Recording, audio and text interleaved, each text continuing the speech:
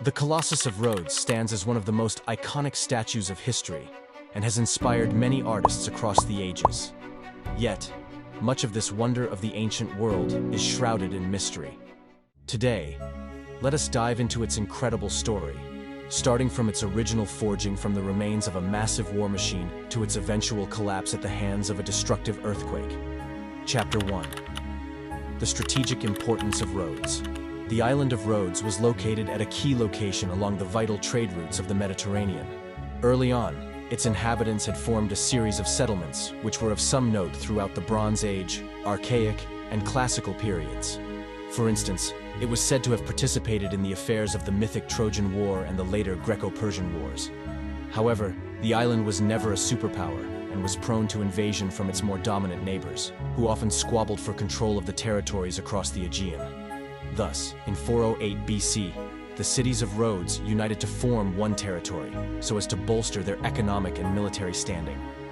As a part of these plans, they also founded a new capital city called Rhodes, built with regular planning, 5 harbors, and impressive fortifications.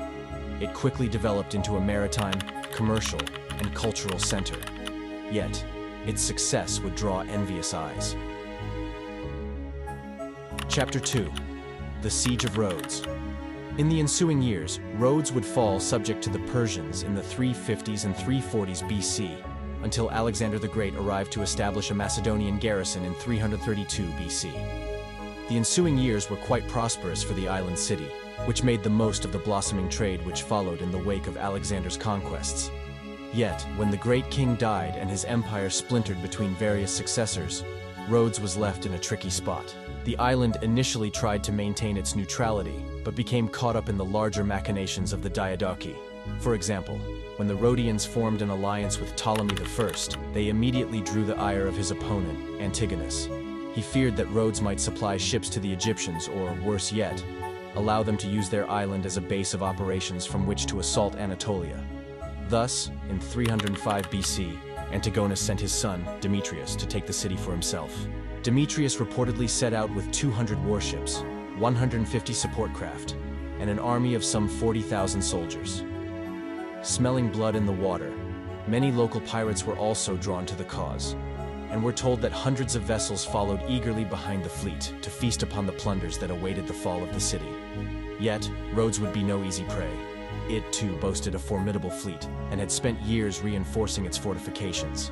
The operation began with Demetrius landing and setting up camp in the plains to the southwest of the city, while his ships began to blockade the harbor, sealing in the roughly 10,000 armed defenders.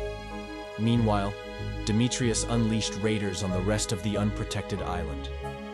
Chapter 3. The construction of the Colossus. The Rhodians were overjoyed. They had faced one of the premier superpowers of the age and emerged victorious. Truly, this was their finest hour. In celebration, they would decide to build a massive statue to their patron deity, the sun god Helios. Its construction would be funded by the city's vast economic profits, in addition to the cash generated by selling off the siege equipment they had captured from Demetrius upon his hasty retreat. Construction would begin around 292 BC and would take at least 12 years to complete. Our sources describe the statue as being a colossal bronze depiction of a standing Helios, which rose an estimated 33 meters tall upon a stone podium. The base of the statue carried the following inscription, preserved in the ancient anthology of poetry, the Palatine Anthology. To you, Helios, yes, to you, the people of Dorian Rhodes raised this colossus high up to the heaven, after they had calmed the bronze wave of war and crowned their country with spoils won from the enemy. Not only over the sea but also on land, they set up the bright light of unfettered freedom. Beyond this, we know very little, as most of our sources provide only brief, sometimes conflicting commentaries, written after its destruction. Pliny, for example, writes, "This statue was thrown down by an earthquake, 56 years after it was erected. Few men can clasp the thumb in their arms, and its fingers are larger than most statues. When the limbs are broken asunder, vast caverns are seen yawning in the interior. Within it, too, are to be seen large masses of rock, by whose weight the artist steadied it while in the process of erection. It is said that it was 12 years in the making, and that 300 talents were spent upon it, a sum raised from the engines of war abandoned by Demetrius after his futile siege. Chapter 4. The Fall of the Colossus.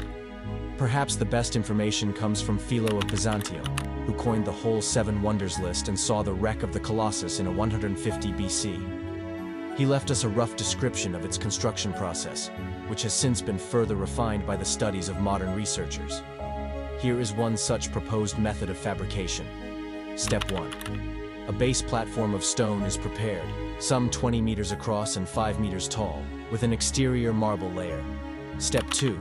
Large iron bars are set across the base structure and converge near the center, where they turn upwards at the position of the feet and proceed vertically. Step 3. Heavy feet of stone blocks are added up to the ankles and coated with hammered sheets of bronze. Step 4. The remaining statue is built up using rings of cast bronze plates, broken up into smaller sections. Each of these would have been molded and customized off-site to meet the specific needs of the statue. They would then be lifted into place using the interior iron bars as structural support and joined together with rivets and clamps. As the structure grew, an external support system, such as a mound of earth, would have been added around the statue for additional reinforcement and to provide easier access. Some have even posited that the old siege towers could have been used for the project. When the final smallest sections were added, at the end of the 12 years, the whole support structure was removed and the Colossus was revealed. Unfortunately, we don't actually know much about what the statue looked like, nor where it was even located. What we do know is that the ancient wonder was destroyed by an earthquake around 228 BC, just 56 years after it had been built. Some Rhodians wished to salvage the precious structure, but were ultimately warned against it by the Oracle of Delphi, who prophesied that moving it would bring misfortune upon the city. Thus, the remains of the Colossus of Rhodes lay in ruins for centuries, either withering away or being scavenged for other construction projects. Chapter 5. The Legacy of the Colossus. The legacy of the Colossus is marked by its significant impact on art, literature, and the collective memory of civilizations that followed. One suggestion, popularized in the medieval period by figures such as Shakespeare, is that it stood gallantly astride the inner harbor entrance of Rhodes, with ships passing between its legs. However, this idea has largely been discredited. Such a pose would have been structurally unstable, difficult to build, and, perhaps most importantly, would have blocked a critical port entrance for over a decade during construction. It's for these reasons that most historians place it somewhere near the harbor entrance, still impressive, but nowhere near as inconvenient. Regarding its appearance, we also don't know much for sure, as we have no surviving depictions of the Colossus in other art. Some believe the statue to have been draped in a cloth, semi-nude or fully nude, all of which have precedent in other architecture of the period. We might get some clues from common silver coins from Rhodes at the time that show a sun god Helios with a crown bearing pointed sunbeams, while another relief from a local temple shows the same deity shading his eyes with one hand. Unfortunately, many details will be lost forever to history. One fanciful story from the medieval period claims that a merchant collected the scraps, melted them down, and had them transported away, but this is not widely regarded as credible. Despite the mysteries that surround it, the Colossus of Rhodes continues to be a symbol of human achievement and creativity. Its story resonates with the enduring nature of cultural and architectural wonders, even in the face of natural disasters and the passage of time. I hope you've appreciated this look into the history and legacy of the Colossus of Rhodes.